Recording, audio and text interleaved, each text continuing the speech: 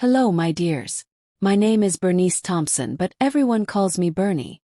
I am 63 years old, and 3 months ago, something amazing happened that changed everything.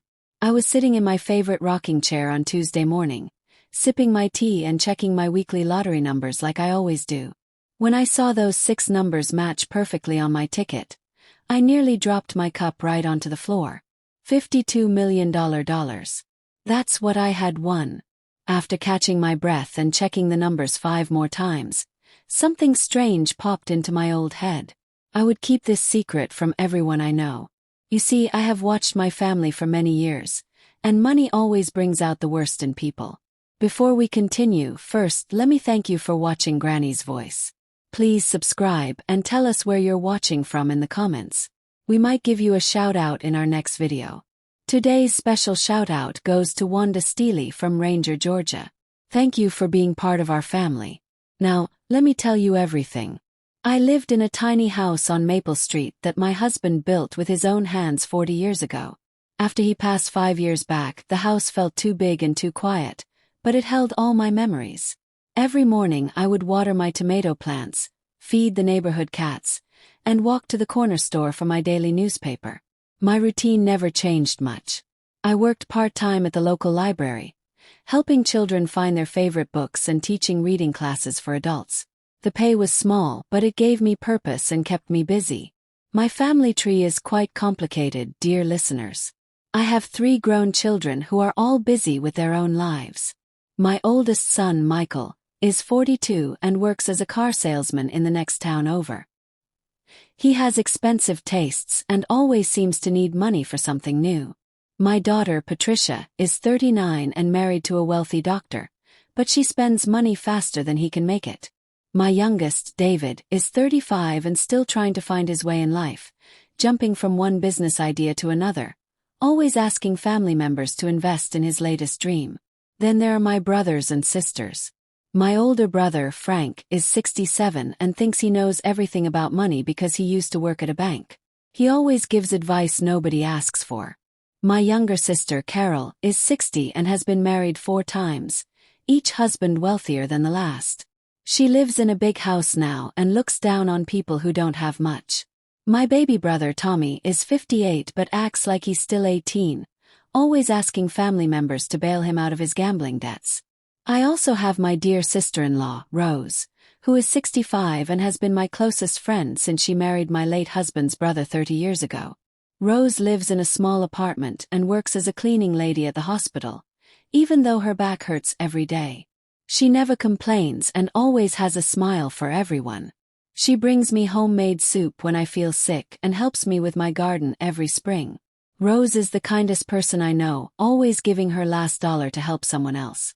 Over the years, I have helped my family many times when they needed money. When Michael got divorced, I gave him $8,000 to help with lawyer fees and never saw a penny back.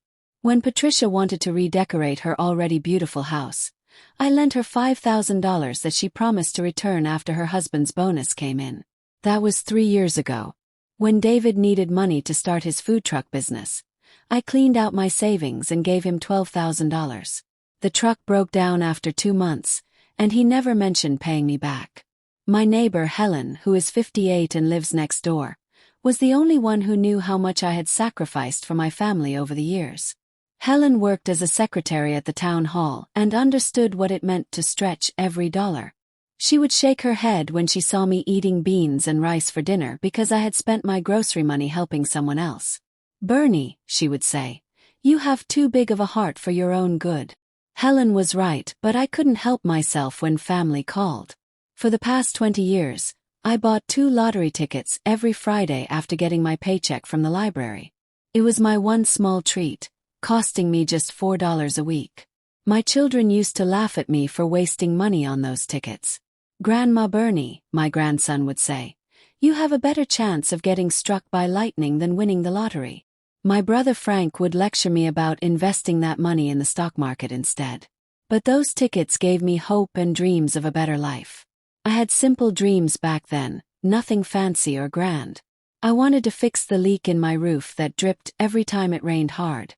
I dreamed of buying a reliable car to replace my old one that needed a new part every month.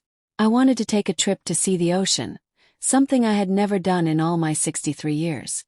Most of all, I wanted enough money saved so that when the next family emergency came up, I wouldn't have to choose between helping them and paying my own bills. Every month was a careful dance with my small budget. I would clip coupons from the Sunday paper and plan my grocery shopping around the sales.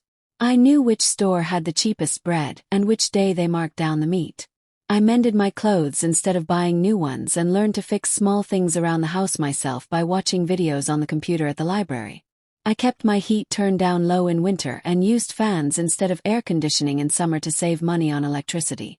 This was my quiet life before that wonderful Tuesday morning changed everything. I was content in my simple way, though I worried sometimes about growing old alone with no savings. I had my books from the library, my small garden, and my evening phone calls with Rose. I went to bed each night grateful for what I had, even if it wasn't much. I never imagined that a piece of paper in my purse would soon make me richer than I ever dreamed possible. The day I bought my winning ticket was actually my birthday. I had just finished my shift at the library, helping a young mother find picture books for her twins. As I walked to Murphy's Market like I did every Friday, I felt a little sad because none of my family had called to wish me happy birthday. Mr. Murphy, the store owner, is a sweet man who has known me for 15 years. "Happy birthday, Bernie," he called out when I walked in. "The usual tickets today?" "Yes, please," I said. "But maybe I'll try picking my own numbers for once instead of letting the machine choose." I chose numbers that meant something special to me. The day my husband and I got married, the birthdays of my 3 children, the day Rose became part of our family, and the house number where I was born. 6 numbers that represented the most important moments and people in my life. Mr. Murphy handed me the tickets with a big smile. "Maybe these special numbers will bring you special luck, Bernie," he said with a wink. I thanked him and walked home, tucking the tickets safely in my kitchen drawer where I always kept them. That evening, I made myself a small birthday cake from a box mix and lit one candle. I sat at my kitchen table, eating my cake and thinking about the years that had passed. The house felt extra quiet, and I found myself missing my husband more than usual. Around 8 o'clock, I remembered the lottery drawing would be on television soon. I turned on my old TV and watched as they announced the winning numbers. When the first number matched, I smiled. When the second one matched, my heart beat faster. By the 4th number, my hands were shaking so much I could barely hold the ticket. When all 6 numbers matched perfectly, I sat in complete silence for several minutes. Then I started laughing and crying at the same time. I looked up at the ceiling and whispered, "Thank you, Harold," to my late husband, feeling like maybe he had a hand in this miracle. I checked the numbers on my phone on the computer, and called the lottery office 3 times to make sure I wasn't dreaming. $52 million. More money than I could ever spend in several lifetimes. But instead of feeling pure joy, I felt scared and confused. I stayed awake all night reading stories on the internet about lottery winners. So many sad tales of families torn apart by greed, friends who turned into enemies, and people who ended up more miserable than before they won. One article talked about how lottery winners often lose everyone they care about because people only see them as walking banks. Another story told about a grandmother whose own children fought over her money before she was even dead. These stories frightened me more than being poor ever did. As the sun came up on Wednesday morning, I made a decision that would change everything. I would claim my prize, but I wouldn't tell a single soul about it. At least not right away. I needed time to think, to plan, and most importantly, to find out who in my family truly cared about me as a person, not just as someone who might help them financially. I wanted to know who would love me even if I had nothing to give them. That morning I called the library and told them I was feeling sick and needed to take a few days off. Then I dressed in my best outfit and drove to the city to meet with a lawyer. The law office was in a tall building with marble floors and expensive artwork on the walls. I felt out of place in my simple dress and old purse, but the receptionist was kind and offered me coffee while I waited. Mr. James Patterson was a lawyer who specialized in helping lottery winners. He was about my son's age, with a gentle voice and patient manner. When I showed him my ticket, his eyes widened, but he remained professional. "Mrs. Thompson," he said, "this is indeed a winning ticket. Now let's talk about how to protect you and your money." For the next 3 hours, he explained trusts, investments, and the importance of keeping my win private until I was ready to handle the changes it would bring. "The biggest mistake new winners make," Mr. Patterson told me, "is telling everyone immediately. Once that happens, you'll discover who people really are, and it's not always pleasant." He helped me set up a trust fund that would keep my identity secret and manage my money safely. We also created a plan that would let me access what I needed while keeping the rest invested for the future. By the time I left his office, I felt more confident about handling this enormous change in my life. Over the next few weeks, I worked with Mr. Patterson and his team to claim my prize and set up my financial future. The money was real now, sitting safely in accounts that only I could access. But my daily life stayed exactly the same. I continued working at the library, kept living in my small house, and drove my old car. The only difference was the secret I carried in my heart, growing heavier each day as I wondered what to do with this incredible gift. The secrecy was harder than I expected. When Rose called to chat about her day, I wanted so badly to share my wonderful news. When my grandson showed me his report card and mentioned needing money for a school trip, I had to bite my tongue to keep from offering to pay immediately. I found myself looking at my family differently, wondering who they really were behind their smiles and hugs. This led me to an idea that would reveal the truth about everyone I loved. I decided to create a test, a way to see who in my family would help me if I needed it, without knowing about my lottery win. It wasn't about the money itself, but about discovering who had genuine love in their hearts. I would pretend to have a financial emergency and ask each family member for help. Only then would I know who deserved to share in my good fortune, and who saw me only as someone who could solve their problems when it was convenient.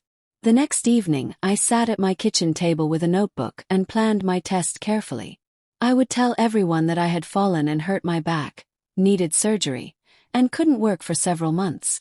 I would say that my medical bills were piling up and I needed help paying them. The amount would be $6,000, enough to be significant but not impossible for most of my family members to help with. I practiced my story until it sounded natural and believable. I started with my oldest son, Michael. When I called him and explained my situation, he sounded concerned at first. "Mom, that sounds terrible," he said. "Are you in a lot of pain?" But when I mentioned needing financial help, his tone changed quickly. "Well, you know business has been slow at the car lot," he said. "And Jennifer just bought new furniture for the living room. Maybe you could ask Patricia or David. They might be in a better position to help right now." He promised to call me back but never did. My daughter Patricia was next. She gasped when I told her about my fall and surgery. "Oh, Mother, you poor thing," she cooed into the phone. "Are you managing okay on your own?" But when I mentioned the medical bills, she quickly explained that they had just booked a cruise for their anniversary and couldn't possibly spare any money right now. "Maybe Uncle Frank could help," she suggested. "He always brags about his investments." She offered to come visit me, but only if I paid for her gas money. David's response was the most disappointing. When I called him, he barely let me finish explaining my situation before cutting me off. "Mom, I'm really sorry, but I'm broke right now. The pizza shop I was thinking about buying fell through, and I'm looking for a new opportunity." He then spent 20 minutes telling me about his latest business idea and asking if I knew anyone who might want to invest. He never once asked how I was feeling or if I needed anything besides money.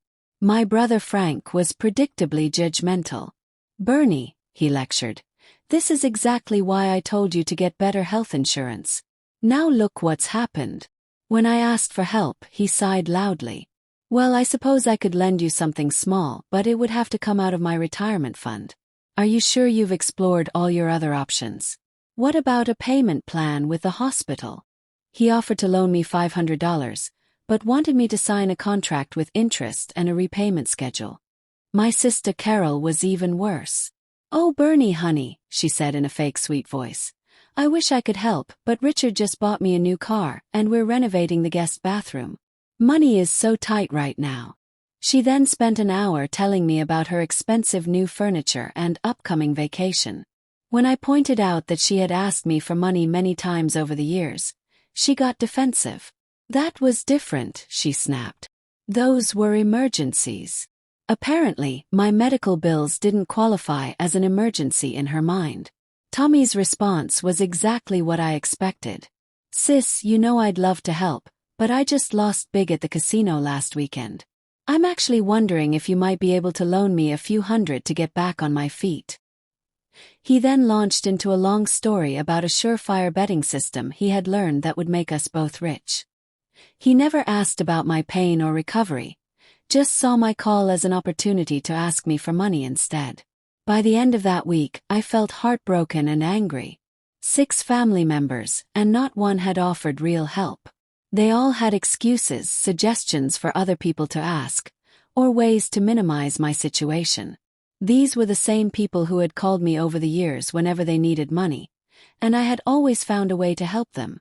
Now, when I supposedly needed them, they were nowhere to be found. Then I called Rose. My dear sister-in-law listened quietly as I told her about my fall and the medical bills. When I finished, there was silence for a moment. Then she said, "Oh Bernie, I'm so sorry this happened to you. Don't you worry about anything. I'll be right over." She hung up before I could say another word. An hour later, Rose was at my door with a pot of soup, a bag of groceries, and an envelope with $2,000 in cash. "This is everything I have in my savings account," Rose told me as she handed me the envelope. "I know it's not the full amount you need, but it's a start. I can pick up extra shifts at the hospital to earn more." She sat with me at the kitchen table and made a list of ways to manage my situation. "I can drive you to appointments, help with your shopping, and do your cleaning until you're better," she offered. "We'll figure this out together, Bernie. That's what family does." I started crying as I realized what Rose had done.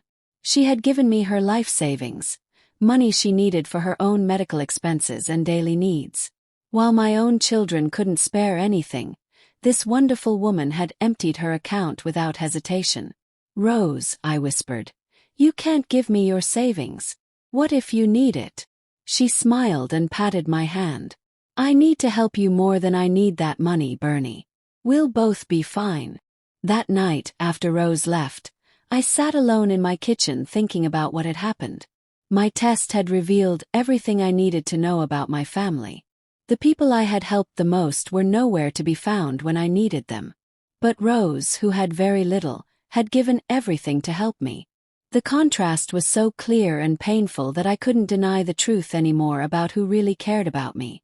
The next morning I called Rose and asked her to come over for coffee. When she arrived, I sat her down at my kitchen table and took her hands in mine.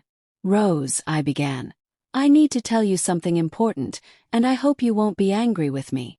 She looked concerned, probably thinking my medical situation was worse than I had let on. "I haven't been completely honest with you about my situation," I continued, taking a deep breath. "I didn't fall and hurt my back," I confessed. "I'm perfectly fine, and I don't need surgery or help with medical bills." Rose's face showed confusion, then understanding. "I was testing everyone to see who would help me if I really needed it," I explained. "I'm so sorry for lying to you, but I had to know who in this family truly cares about me." Rose sat quietly, processing what I had told her. "Are you angry with me?" I asked nervously. Rose shook her head slowly. "No, Bernie, I'm not angry. I'm sad that you felt you needed to test people this way. But I understand why you did it." She reached over and squeezed my hand. "What did you learn from your test?"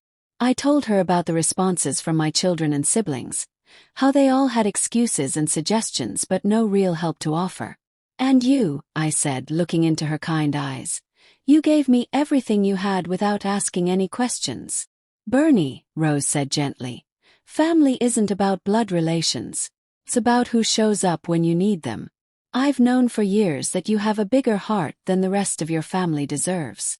Her words made me cry again, but this time they were tears of gratitude rather than sadness. "There's something else I need to tell you," I said, reaching into my purse for a piece of paper. "Something that will explain why I did this test." I handed Rose my lottery ticket, the one that had changed everything. Her eyes widened as she read the numbers, then looked at me in shock. "Bernie, is this what I think it is?"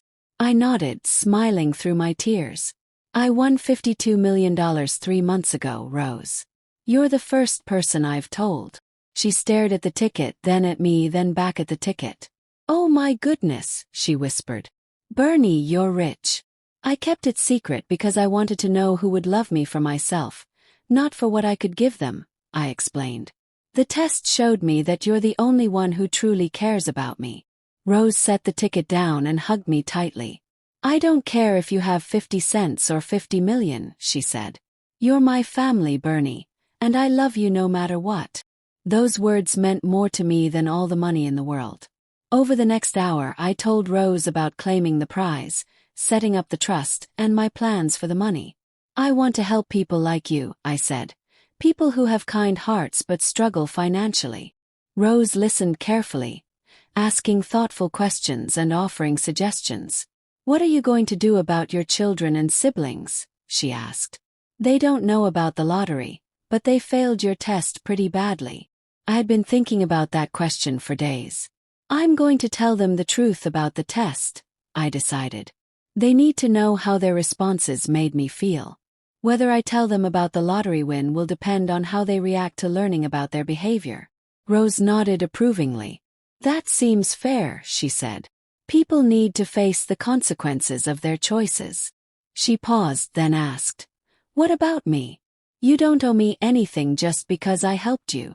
"Rose," I said firmly, "you're going to let me take care of you the way you've always taken care of me. I want to buy you a little house near mine so we can be close. I want to make sure you never have to worry about money or medical bills again. And I want you to quit that job that's hurting your back and find something you actually enjoy doing." Rose started to protest, but I held up my hand. "This isn't charity, Rose. This is family taking care of family." The following week, I invited all my children and siblings to Sunday dinner at my house. It had been months since we had all been together, and everyone seemed surprised by the invitation. As they filled my small living room, laughing and catching up, I felt nervous about what I was going to tell them. Rose had offered to be there for support, but I thought this was something I needed to handle alone. After we finished eating, I asked everyone to stay seated around the dining table. "I have something important to tell you all," I began. "A few weeks ago, I called each of you asking for help with medical bills. Some of them looked uncomfortable, remembering their responses. The truth is, I wasn't really hurt, and I didn't need surgery. I made up that story to test something."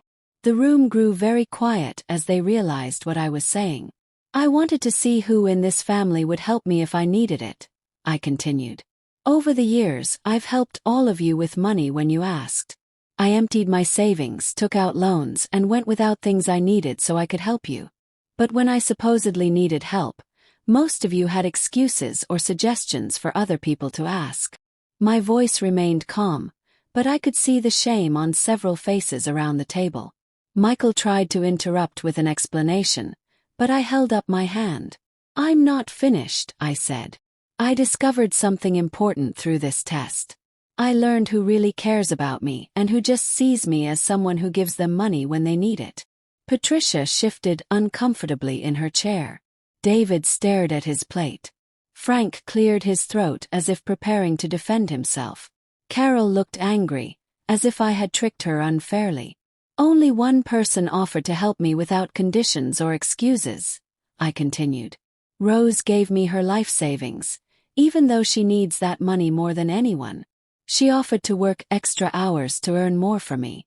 She brought me food and offered to take care of me until I was better. That's what real family looks like." I looked around the table at my children and siblings, seeing a mix of shame, anger, and defensiveness in their faces. The room erupted in defensive explanations. Michael insisted that business really was bad at the car lot. Patricia claimed they couldn't cancel their cruise. David said he was genuinely broke from his failed business ventures. Frank lectured me about the proper way to ask for financial help. Carol accused me of being manipulative and unfair. Tommy just shrugged and said he had been honest about his gambling problem. None of them apologized or acknowledged how their responses had hurt me. "I'm not angry with any of you," I said when they finished making excuses. "But I'm disappointed. I've spent years helping you whenever you called, and when I supposedly needed help, you all found reasons why you couldn't be there for me." I stood up from the table, feeling calmer than I had expected. "I wanted you to know how I felt and why I might not be as available to help with your financial problems in the future." Over the next few months, my relationships with my children and siblings changed dramatically. Some of them apologized after thinking about their behavior, while others remained defensive and angry about my test. Michael and Patricia made efforts to rebuild our relationship, admitting they had taken my generosity for granted over the years. David and Tommy continued to call only when they needed money, getting upset when I declined to help. Frank and Carol barely spoke to me, claiming I had been unfair and manipulative. Meanwhile, Rose and I grew closer than ever. I bought her a beautiful little house just 2 blocks from mine, with a garden where she could grow flowers and vegetables. I convinced her to quit her cleaning job and pursue her dream of working with animals at the local shelter. Watching her happiness as she played with puppies and kittens every day brought me more joy than any expensive purchase could have. I also started a foundation to help elderly people who were struggling financially, especially those whose families had abandoned or forgotten them. Working with my lawyer, we created programs to help with medical bills, home repairs, and daily expenses for seniors in need. The work gave my life new purpose and meaning, and I met many wonderful people whose children had treated them the same way mine had treated me. 6 months after my test, I decided to tell Rose about my plans for the rest of my family. "I've been thinking about whether to tell them about the lottery win," I said as we sat in her new garden, watching the sunset. "Part of me wants them to know what they missed out on because of their selfishness. But another part of me thinks the lesson they learned from the test was more valuable than money." Rose listened thoughtfully, pulling weeds from around her tomato plants. "What does your heart tell you?" Rose asked, sitting back on her heels and looking at me with those wise eyes. I considered her question carefully. "My heart says that the money wouldn't make them better people," I replied. "If anything, it might make them worse. At least now, the ones who apologized did it because they realized they had hurt me, not because they wanted something from me." Rose nodded in agreement. "That sounds like wisdom to me, Bernie." I made the decision to keep my lottery win secret from most of my family. The few who had shown genuine remorse and worked to repair our relationship would eventually learn the truth, but only after proving that their love was real. The others would continue to see me as the simple grandmother I had always been, never knowing about the fortune that could have been theirs if they had shown basic kindness and compassion. There were moments when keeping the secret was difficult. When my grandson needed money for college, I wanted to pay his tuition immediately. Instead, I arranged for an anonymous scholarship through my foundation, allowing him to earn his education through his own merit. When Michael's car business struggled during the recession, I was tempted to secretly invest in it. But I remembered how he had dismissed my needs and chose to let him solve his problems on his own. The most rewarding part of having the money was being able to help people who truly needed it.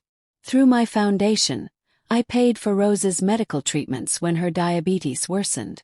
I helped elderly neighbors fix their roofs and replace broken appliances. I funded reading programs at the library and provided scholarships for children whose grandparents couldn't afford school supplies. Every dollar I spent on genuine need brought me more happiness than any luxury could have.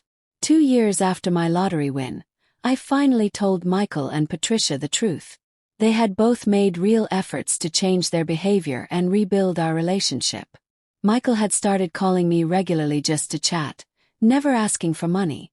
Patricia had begun inviting me to family dinners and including me in their holiday celebrations without expecting me to contribute financially. Their shock when I showed them the lottery ticket was genuine, followed by deep regret for their initial responses. "Mom, I can't believe we acted that way when you needed help," Patricia said, tears streaming down her face. "We were so selfish and thoughtless." Michael nodded in agreement, looking ashamed of his behavior. "We took your generosity for granted for so many years," he admitted. "I'm sorry we failed you when you tested us." Their remorse seemed genuine, and over time, I began including them in some of my charitable activities and eventually in my financial plans. David, Tommy, Frank, and Carol never learned about the lottery money. Their behavior toward me never changed significantly, and they continued to see me only as someone who might help them financially. David still called with new business ideas, expecting investment. Tommy still asked for money to cover his gambling debts. Frank still lectured me about my finances while expecting loans. Carol still bragged about her wealthy lifestyle while dismissing my simple life. They remained focused on what I could do for them rather than building genuine relationships. The greatest lesson I learned from my lottery win wasn't about money at all. It was about the difference between real love and conditional affection. Rose loved me whether I was poor or rich, healthy or sick, able to help her or needing help myself. That kind of love is worth more than any amount of money. My children who learned to love me without expecting anything in return earned their way back into my heart and eventually into my financial plans. Looking back now, I realize that the lottery ticket gave me something more valuable than money. It gave me clarity about my relationships and the courage to set boundaries with people who had been taking advantage of my generosity for years. Instead of feeling obligated to help everyone who asked, I learned to say no to people who only saw me as a source of funding. This boundary setting improved my mental health and allowed me to focus on relationships that brought joy rather than stress. Today, at 65 years old, I live in a comfortable home surrounded by people who love me for who I am, not what I can give them. Rose and I have traveled to places we dreamed about but never thought we could afford. We've seen the ocean, visited museums, and taken cooking classes together. Our friendship has deepened into the kind of sisterhood that sustains the soul. We laugh every day and support each other through life's challenges. My foundation has helped over 500 elderly people in our community over the past 3 years. We've paid medical bills, fixed leaking roofs, and provided companionship for lonely seniors whose families rarely visit. Each person we help reminds me of how Rose treated me, with dignity, respect, and genuine care. The work gives me purpose and connects me with people who understand the value of kindness over wealth. The children and siblings who learned to love me without expecting financial gain have become part of my real family circle. Michael now helps manage some of my foundation's projects, using his business skills to help elderly people in need. Patricia volunteers at our community center, teaching crafts to seniors who live alone. They've learned that giving time and attention is often more valuable than giving money, and our relationships have grown stronger because of this understanding. Meanwhile, the family members who never changed their ways continue to struggle with the same problems they always had. David's business ideas keep failing because he looks for quick money instead of building something solid. Tommy's gambling addiction has gotten worse, and he's burned bridges with friends and distant relatives who used to help him. Frank and Carol have grown bitter and isolated, pushing people away with their judgmental attitudes and selfish behavior. Sometimes I feel sad that money became the test that revealed the truth about my family relationships. But then I remember all the years I spent worrying about their problems, sacrificing my own needs to help them, and feeling guilty when I couldn't do more. The lottery win freed me from that burden and showed me the difference between people who love me and people who use me. That knowledge has been worth more than the millions sitting in my bank account. Rose often tells me that I changed her life by sharing my secret and my fortune with her. But the truth is, she changed mine first by showing me what real love looks like. When she gave me her life savings during my fake emergency, she taught me that genuine care comes from the heart, not from abundance. Her example helped me understand how to use my lottery money wisely. Not to buy affection or solve everyone's problems, but to lift up people who already have love in their hearts. I've learned that being rich in money is nothing compared to being rich in relationships that matter. The people in my life now, Rose, my reformed children, my foundation volunteers, and the seniors we help. These relationships are built on mutual respect and genuine affection. Nobody is keeping score of who gives what to whom. We support each other because we care, not because we expect something in return. 3 years have passed since I bought that winning lottery ticket, and I can honestly say it was the best thing that ever happened to me. not because of the money itself, but because of what the money revealed about the people around me. It forced me to see clearly, make hard decisions, and build a life based on authentic relationships rather than obligation and guilt. I sleep peacefully now, knowing that everyone in my inner circle genuinely cares about my well-being. If someone had told me 5 years ago that I would test my family's love by pretending to need help, I would have been horrified. But sometimes life puts us in situations where we need to protect ourselves, even from people we love. My test wasn't meant to hurt anyone. It was meant to reveal the truth so I could make informed decisions about my relationships and my future. The results were painful but necessary. I still live simply, despite having more money than I could spend in several lifetimes. I shop at the same stores, attend the same church, and maintain many of the same routines I had before winning. The difference is that now I choose simplicity instead of having it forced on me by financial limitations. I can afford anything I want, but what I want most is peace, genuine relationships, and the ability to help others who deserve kindness. Young people often ask me for advice about family relationships and money. I tell them that money doesn't create problems in families. It just reveals problems that were already there. If someone only contacts you when they need something, believe them when they show you who they are.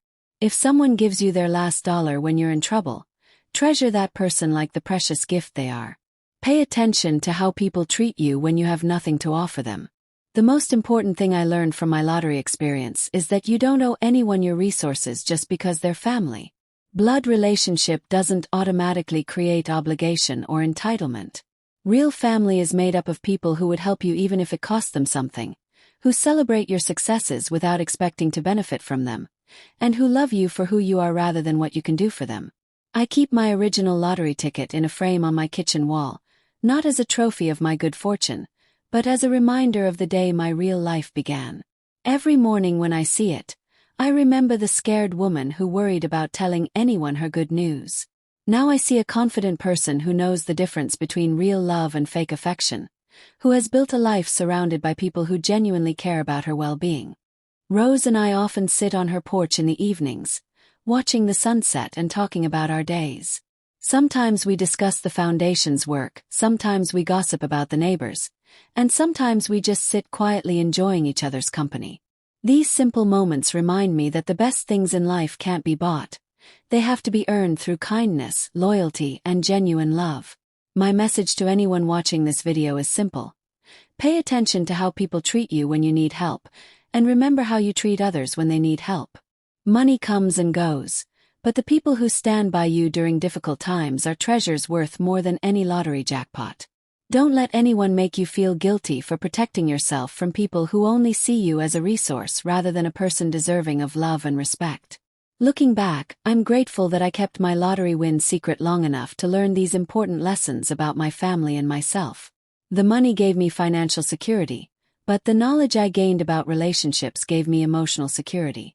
I know now who I can count on, who values me for myself, and who sees me only as someone who might be useful to them. That clarity has made my life richer in every way that matters. If you're dealing with family members who only contact you when they need something, remember that you have the right to set boundaries and protect your own well-being. You don't have to keep giving to people who never give back, and you don't have to feel guilty about saying no to requests that would hurt your own financial or emotional health. Real family supports each other mutually, not just when it's convenient. As I finish telling you my story, I want you to know that I'm happier now than I've ever been. I wake up each morning knowing that everyone in my life genuinely cares about me, and I go to bed each night grateful for relationships built on mutual love and respect. The lottery gave me millions of dollars, but discovering who truly loved me gave me something priceless: peace of mind and a heart full of genuine affection. Thank you for listening to my story, dear viewers. I hope it helps you think about your own relationships and the difference between people who love you and people who use you. If this story touched your heart, please share it with someone who might need to hear that their worth isn't measured by what they can give to others. And remember, the most valuable things in life, love, respect, and genuine friendship, can't be bought with any amount of money. Before I end, I want to tell you about one more thing that happened recently. Last month, my grandson graduated from college using the scholarship I had secretly arranged for him. At his graduation party, He stood up and made a speech thanking his family for their support. He mentioned me specifically, saying that his grandmother had always believed in him even when he didn't believe in himself. He had no idea I had paid for his education, but his gratitude was genuine because it was based on the love and encouragement I had given him over the years. That moment reminded me why I chose to help people secretly rather than openly. When help comes with strings attached or expectations of gratitude, it changes the relationship between giver and receiver. But when help is given quietly, without fanfare or credit, it allows the recipient to maintain their dignity while still receiving the support they need. My grandson's success felt earned rather than bought, and his appreciation was pure because he didn't know about my financial contribution. I've decided that when I pass away, most of my lottery money will go to my foundation to continue helping elderly people who need support. Rose will be comfortable for the rest of her life, and my children who learn to love me genuinely will inherit enough to be secure, but not so much that it changes who they are. The family members who never learned the lesson about real love will receive small amounts, enough to show I didn't forget them, but not enough to validate their selfish behavior. In closing, I want to leave you with this thought. Money is a tool, not a goal. It can reveal character, test relationships, and provide opportunities to help others, but it can't create love where none exists or fix relationships that are fundamentally broken. The real treasure in life is finding people who would help you even if they had to sacrifice something important to do it. Those people are rare and precious, worth more than any amount of money you could ever win or earn. Thank you for spending this time with Granny's voice. May you find clarity in your own relationships and surround yourself with people who love you for exactly who you are.